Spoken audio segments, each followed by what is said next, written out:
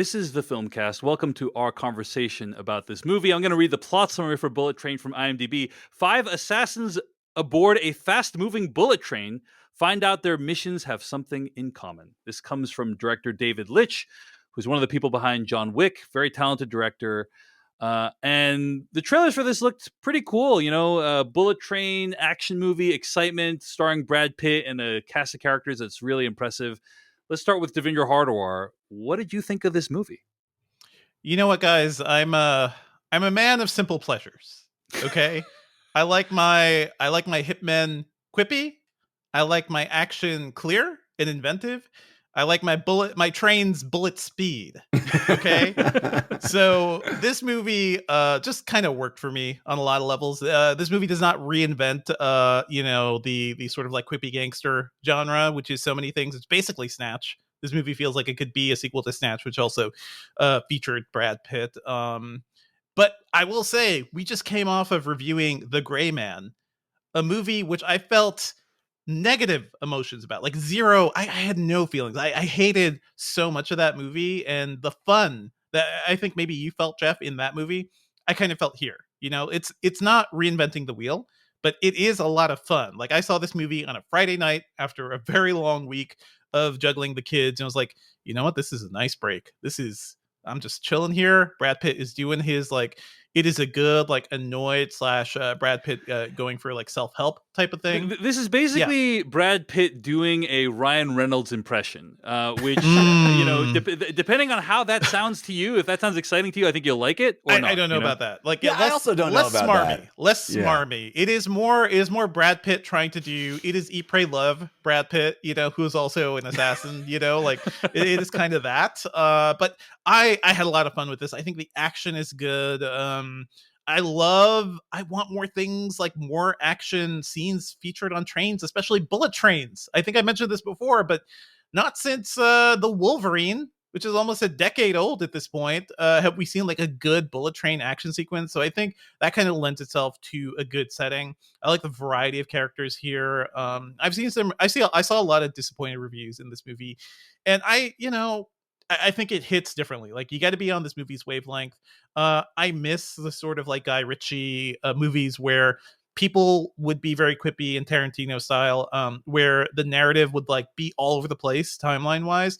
For me, this felt like a good ride. But at the same time, I could recognize like a lot of the issues with this movie, like especially setting something in Japan based on a Japanese novel, and I think kind of like de-emphasizing all the Japanese and Asian characters unless they're like being countered for like a blood kill, like a kill counter, like that. I think that was the most time we saw people. The biggest bummer of this movie is that it is a movie that is set in Japan on a bullet train, and there's very few Japanese characters in it. Or at least kind of, like, there's some big names. There's Hiroyuki Sanada, who I love, and what's his name? Andrew Koji from Warrior. Like, I love these people. Right, they kind of set off the movie, and yet they're kind of sidelined for much of it until the end. So that was kind of weird. Masaoka appears, but yeah, Jeff, what were you going to say? It's only a few characters if you define characters as people. If you define them as an individual, like written a character, then there's lots, because every time any text comes up on the screen, there's Japanese. If you count them as bodies, being piled up by our leads, then there are sure a lot of them. So there's that. I've listened to a couple of reviews too. I think Pop Culture Happy Hour had some great commentary on this, especially Mallory Yu, who's pointing out like pretty much all the Asian women in this movie are just kind of, there's nothing. Like, not only very few Asian characters, but the women say nothing. And so many women in this movie also basically exist to be fridged. Like, at one point, I'm not going to say who, but one character sees their fiance, killed, and does a very dramatic "no." And for me, that was comedy. That wasn't drama, but I was also laughing because I did think it was kind of hilarious how that scene was set up. So it is a weird tone, and I'm fine. Like, I had fun with that tone. I feel like maybe with some script polish or something, like, this could have been like genuinely great, but for me, it was just like fun and acceptable, like entry in the genre of gangster action movies. Jeff Kanata, what did you think of Bullet Train? Well, Dave, I guess you could say what I thought of Bullet Train is best summed up in the form of a limerick. if you say how these actors all play off each other is bad, you'd be way off.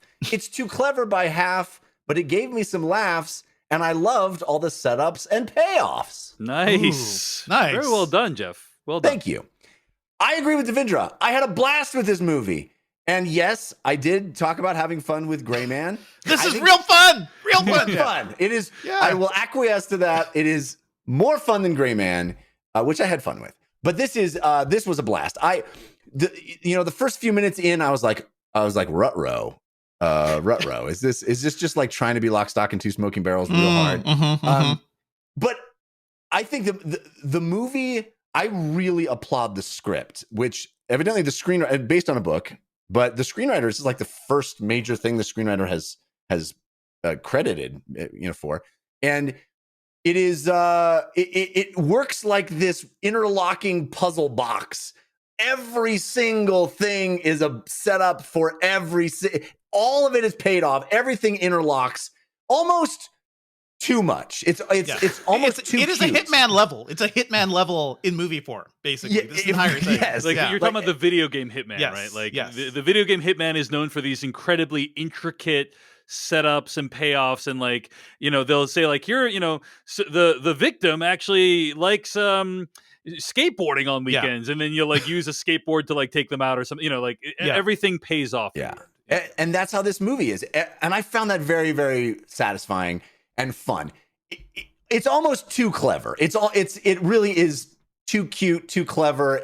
Not cute in like a cutesy way, but just like every single thing has another meaning, reference point, comes up again, almost to the point where you go, wow, that's exhausting. But I had a lot of fun with it. There are a lot of really fun cameos. There's a lot of cool moments. As Devindra pointed out, the action is phenomenal. I loved Brad Pitt's performance. These are all sort of in that Tarantino mold of having some weird affectation that every character has. We have a character in a train movie who's obsessed with Thomas the Train. Thomas the Tank Engine, sir. Tank Engine, yes. Excuse me. Yes, actually, I am in the Thomas the Tank Engine mindset right now, so a lot of that probably hit a little too close to home. Right. Like, oh yeah, I know these characters. Yeah. So a lot of it is almost it's almost overwritten, overwrought with that kind of those layers, but it ultimately didn't bother me because I'm having so much fun along the way, and the way the characters bounce off each other, the way we have rivalries turned into friendships, back into rivalries, this constant pressure cooker of being in this very constrained space that is that's hurtling down the track at the same time. It's great fun. I hope more people watch this movie. It's based on a book, but it's not really based on a big IP. It feels like a fun throwback action movie that we don't get too much of these days. And I thought it nailed it. I had a great time. I thought the ending was clever and fun. I really liked Bullet Train. Well, Jeff, I want to read a comment that comes in from our Patreon page at patreon.com/filmpodcast. You referred to our review of The Gray Man recently, and somebody summed up your review of The Gray Man thusly. Jeff is like, if you already have a Netflix account and don't have nothing else to watch, and you're alone at the house on a Saturday night, and you don't have any booze, and your friends won't answer your texts, and your girlfriend just dumped you for the guy who can afford the Mission Impossible 4K Blu-ray collection, then The Gray Man is the perfect movie for you. And masturbation has lost its fun. And The Gray Man, Gray Man's great. I mean, not inaccurate. Here's a question that's worth interrogating, right? What is it that makes Bullet Train so much fun? And I agree with you, it's a great fun ride, so to speak. And a movie like The Gray Man feel soulless. I can answer that completely. Okay.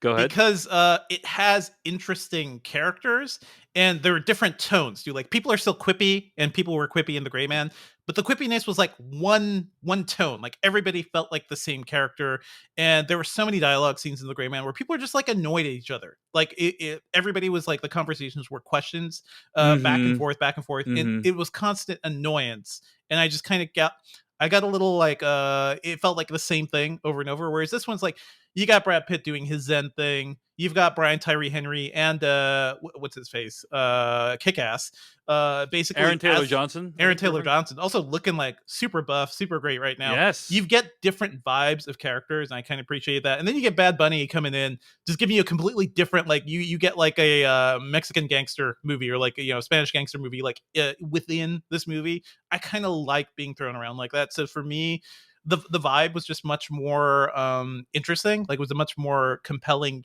mix of things. Plus, you can actually see the action. Like, there's one scene in the quiet car of the train here, which I think was really well done. It probably breaks a lot of rules of the actual quiet car. Like I think smashing somebody in the head it's pretty loud still.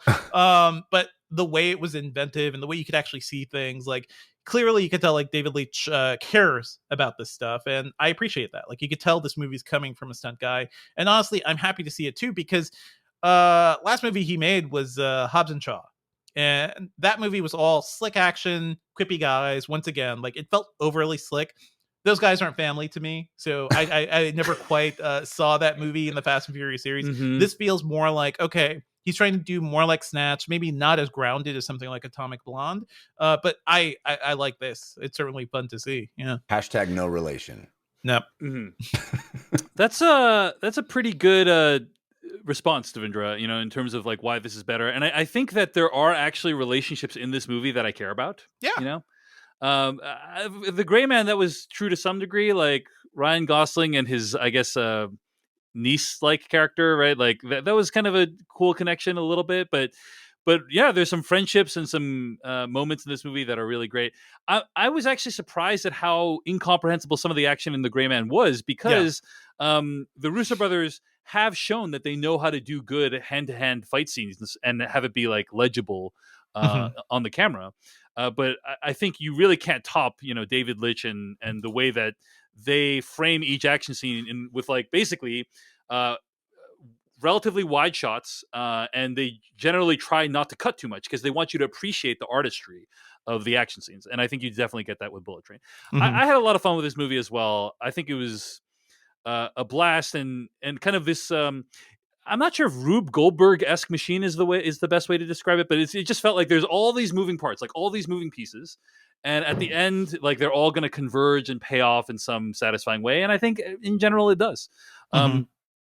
The action was pretty great, and there's just these like stylistic flourishes that the movie has that I just am so impressed by.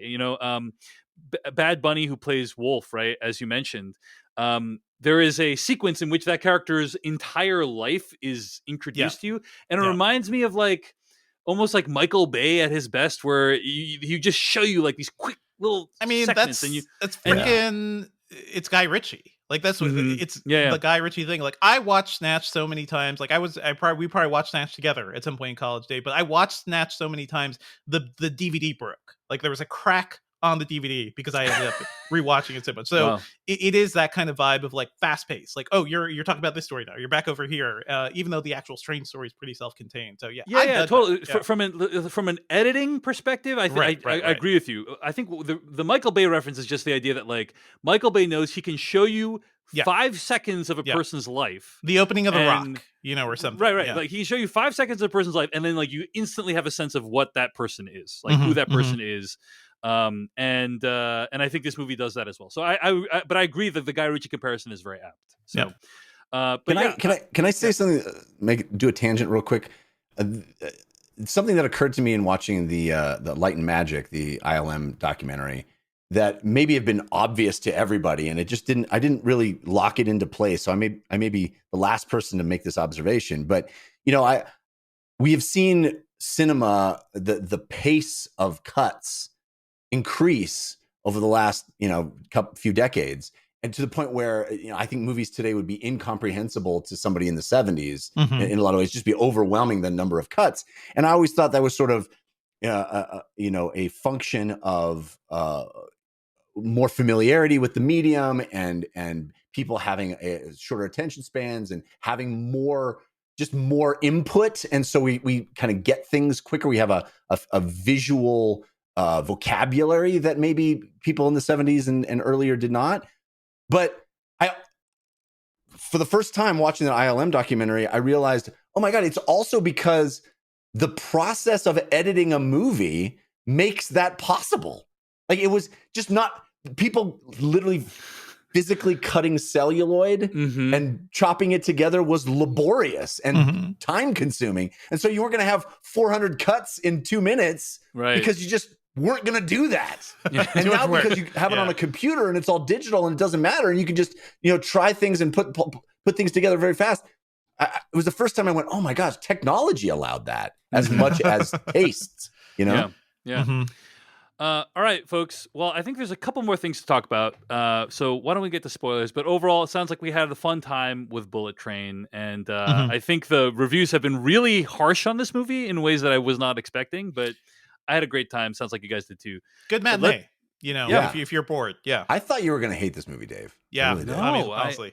Well, what was also cool is my brother just moved to Seattle last week, and we got to go to the screening of Bullet Train together, and it was awesome. It was like, hey, it's your first day in Seattle. Want to come see Bullet Train? And it's just like, hey, I'm watching a movie with my brother. He liked it too. He had a great time at the. I think I honestly think that the trailers didn't do necessarily the greatest job of selling this movie. I feel like.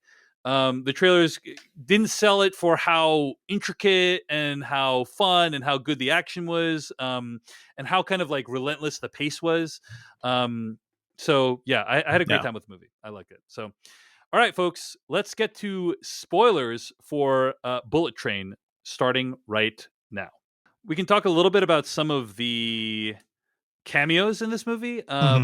First of all, I want to issue a challenge. Have Sandra Bullock appear in a movie without her sounding like she was completely ADR'd to hell challenge. That's what I would like to do. Because in both this movie and The Lost City, it feels like, I don't know, maybe Sandra Bullock herself or the filmmakers were like, oh, we got to workshop these lines and tighten them up a little bit, and it just sounds like unnatural. Like basically, it sounds unnatural. It sounds like they redubbed the scene her lines, where she walks up to Brad Pitt's character like at the end feels like, are you even on the same? Yeah, are they even in the same? Are you in the same plane of existence? State? Basically, this movie feels like the quid pro for Lost City's quid. It felt like.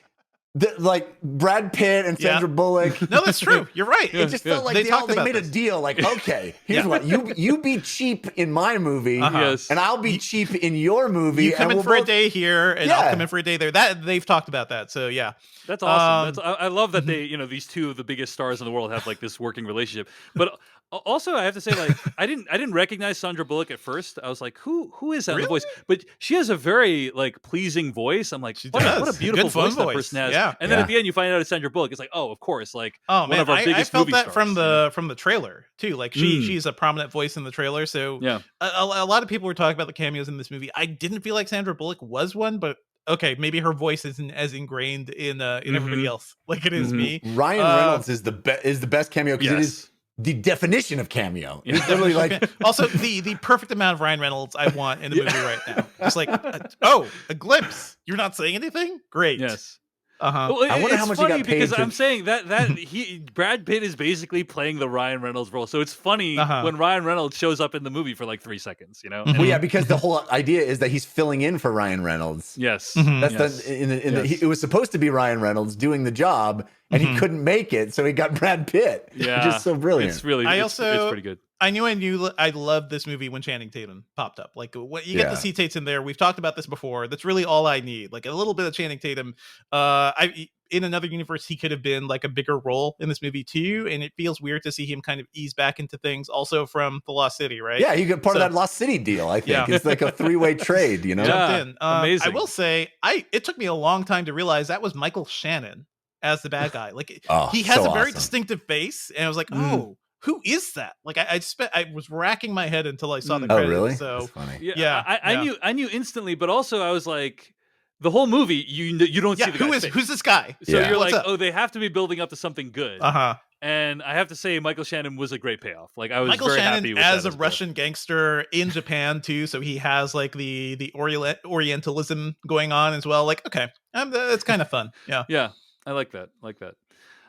Jeff, any thoughts on Michael Shannon as the he final big boss? He was great, and how he gets his face blown off at the end is so great. I mean, it's all so like I said, there's like layers and layers and layers of satisfying payoff to everything that's played. You know, it's Chekhov's everything. You know, every single thing that is placed in that bullet train, even every notion, every relationship, to the point where my only gripe was that like I had a hard time swallowing that the White Death wanted all of this to happen, conspired to have all of this, knew that if he put everybody on the same train, they'd kill each other. That feels like a bit of a stretch. But by that point, like the movie had done so many clever things to pay off stuff, to you know, I love how we have, you know, these two partners, Tangerine and Lemon, and one of them dies and the other one gets to have the tearful farewell. And then we literally have the opposite happen too. It has its cake and eats it too. Yeah. Very Romeo and Juliet of this movie. That was pretty awesome. Exactly. That was pretty awesome. So great. But yeah, Brad Pitt needs to stop appearing in movies where he is a hired assassin, because inevitably what happens is that the organization behind him and other assassins will send them to kill each other, which, by the way, is the exact same plot of Mr. and Mrs. Smith.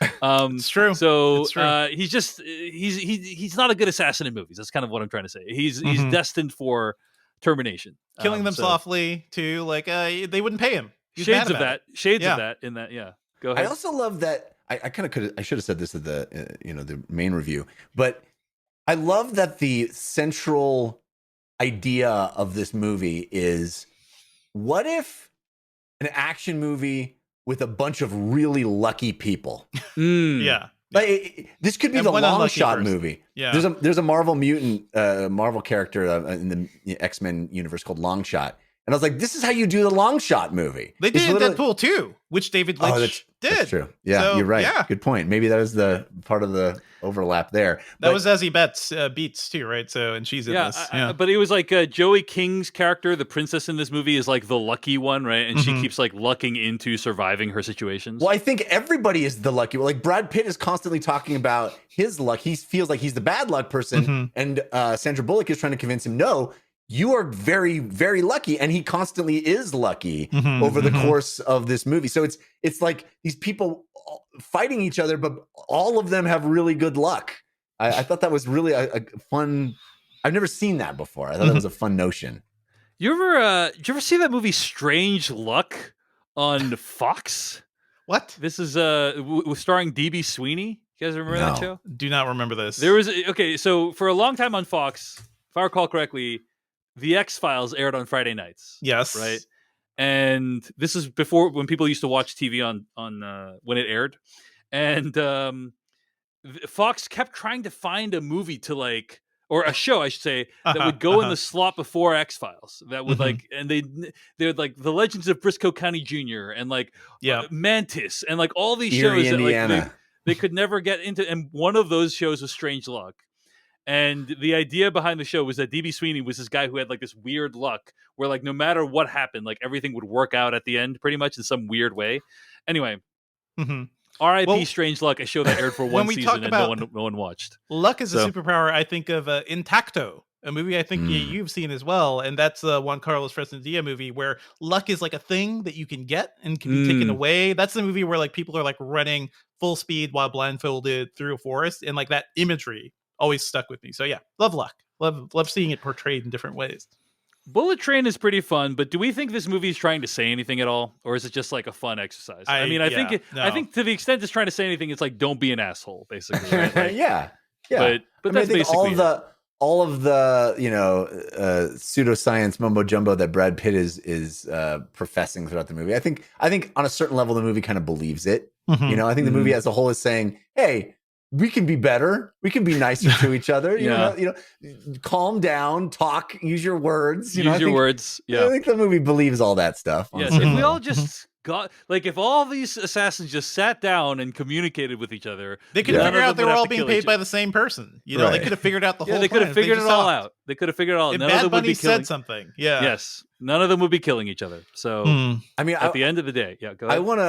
I wanna pick out some of the choicest, wonderful little payoff things. You know, you have I loved the Brad Pitt gets bit by the snake, and he's like, I already took the anti-venom, so I should be fine, I guess. Which is, again, luck. So great. I love the inflatable anime character that is an assassin, but then also saves him as some sort of like some sort of airbag at the end. He lands on the inflatable character, just happens to land there.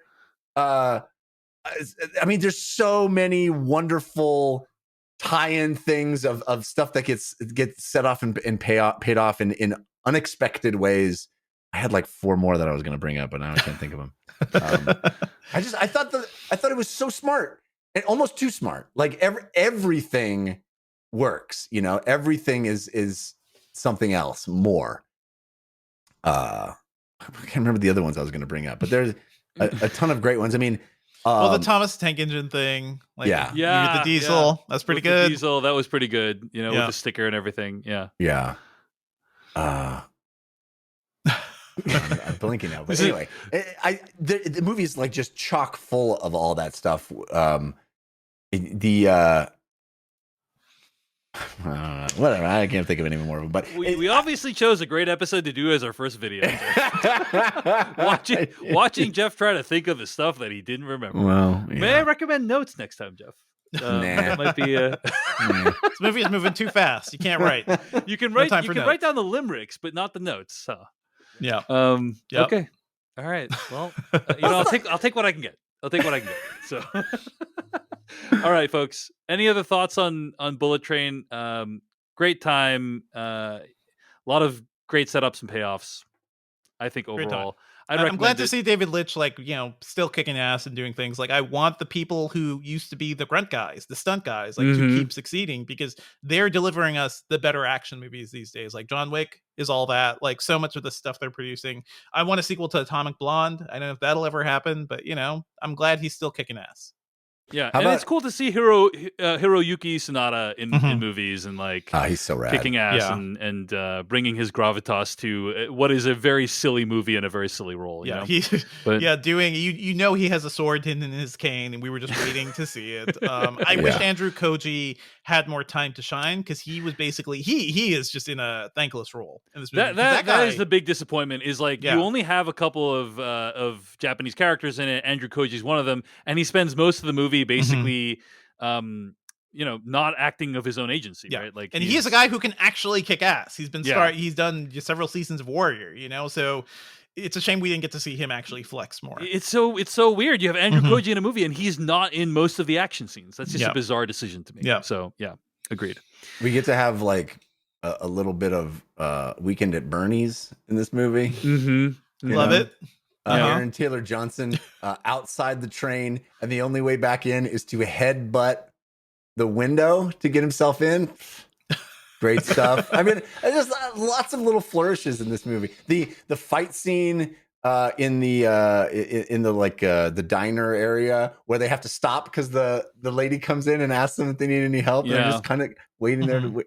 So well, my favorite part of that is when he makes the other dude pay for the meal or whatever, the bottle. Yeah, so absolutely. And we've seen that scene before in other movies, and that was something I accused the Gray Man of too. But it's still fun. I was like, oh, I haven't seen that in a while. It was nice to have that vibe again. So it was enough to keep me entertained. Can we agree that this is the worst security on a bullet train ever, though? Probably. Just felt large swaths of time where no attendant of the bullet train is ever.